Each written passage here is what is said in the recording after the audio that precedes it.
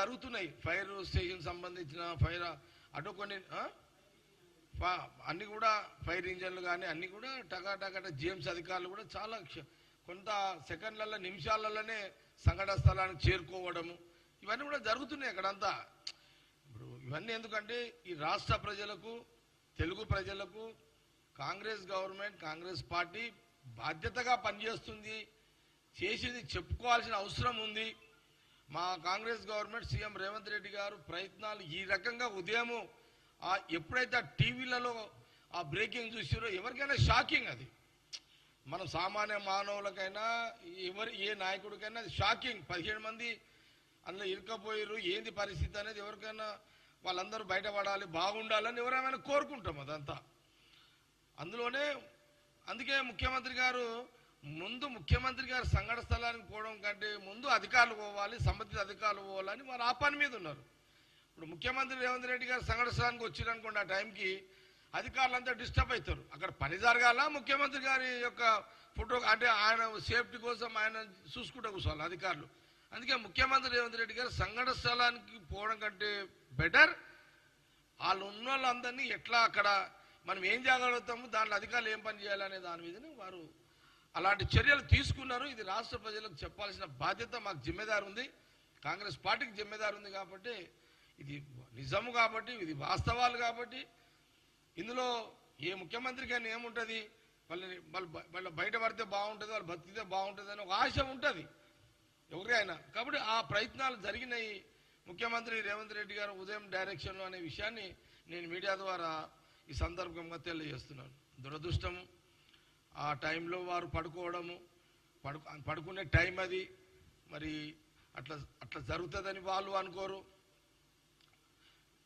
ఎవరు అనుకోరు, అట్లా ఎవరు కూడా ఊహించరు. ఆ షార్ట్ సర్క్యూట్ కావడము, ఆ పొగ నిండిపోయి వాళ్ళందరూ ఆ ఊపిరాడక వారు చనిపోవడము, ఇదంతా నేను చెప్పినంత ఇదిగా ఉండదు. ఆ పరిస్థితులలో వాళ్ళ పరిస్థితి చాలా ఘోరంగా ఉంటుంది. ఆ పరిస్థితులలో అంటే వాళ్ళు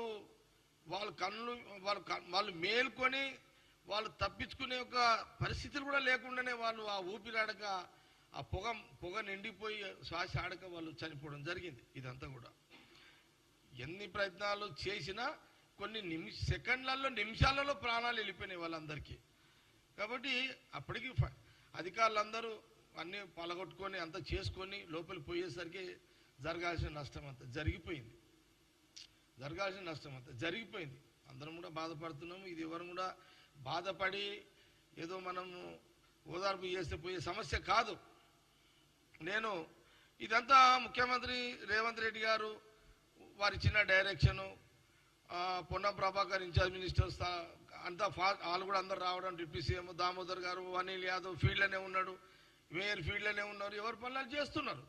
ఎవరి పనులు యాజ్ ఎ గవర్నమెంట్ ముఖ్యమంత్రి గారు చెప్పిన పనులని అధికారులు, మా నాయకత్వం, మా క్యాబినెట్ అందరూ కూడా ఎవరి పనులు చేస్తున్నారు. అక్కడ మనం టీవీలో చూస్తున్నాం, అంతా కూడా టీవీలో చూస్తున్నాం. నేను కూడా అన్అఫీషియల్గా నాకు కొంత అక్కడ సునీల్ అని నా ఫ్రెండ్ సునీల్ అని, ఆ సునీల్ ఫ్రెండే ఇప్పుడు ఎవరైతే భార్య కూతురు కొడుకు చనిపోయారు చూడండి, వాళ్ళు నాకు అతను బాగా పరిచయం. అతను ఆ ఫ్యామిలీ చనిపోయిన అతను వాళ్ళు ఏంది అక్కజల్ల పిల్లలు కాబట్టి హాలిడేస్ అని వచ్చారు వాళ్ళు ఇక్కడికి. అందులో ఒక ఫ్యామిలీ మా సునీల్ అనే ఒక వాళ్ళ కజిన్ ఎవరు చుట్టమవుతారు, నాకు ఎప్పటికీ రెగ్యులర్ కలుస్తుంటారు. నాకు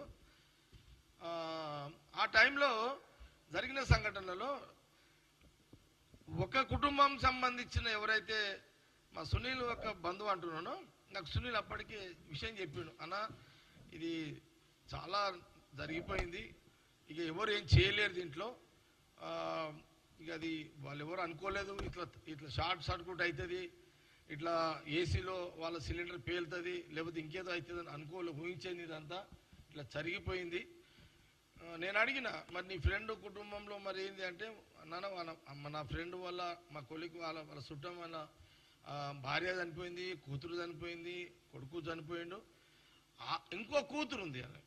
ఆ కూతురు అదే రోజు ఇన్సిడెంట్స్ మార్నింగ్ జరిగింది కదా, అదే రోజు 11 గంటలకు ఆమె ఎగ్జామ్ ఉందంట. ఆ ఎగ్జామ్ ఉందని తండ్రి దగ్గరికి వెళ్ళిపోయింది ఆమె. అంటే ఇప్పుడు తండ్రి, ఆ కుటుంబంలో ఒక తండ్రి ఒక కూతురు చెప్పుకోవడానికి ఇది జరిగిన విషయాలు. నేను అన్అఫీషియల్గా నేను ఎప్పటికప్పుడు మా సునీల్కి సంబంధించిన బంధువులు ఫ్రెండ్స్ కాబట్టి నేను తెలుసుకుంటున్నా, అది కూడా కొంత చెప్పాలి కాబట్టి చెప్తున్నా. ఇదంతా ఓకే, ఇవన్నీ జరిగినాయి బ్యాడ్ లక్. మనము ఎవరం కూడా మన ఎవరి చేతిలో లేదు అదిగా. ఇదంతా ఇది అసలు 17 మంది కొన్ని సెకండ్లలో నిమిషాల్లో చనిపోవడం అనేది మనం ఇంత ఈజీగా చెప్తున్నామో అంత అది ఒక ప్రాణి అంత ఈజీ మనం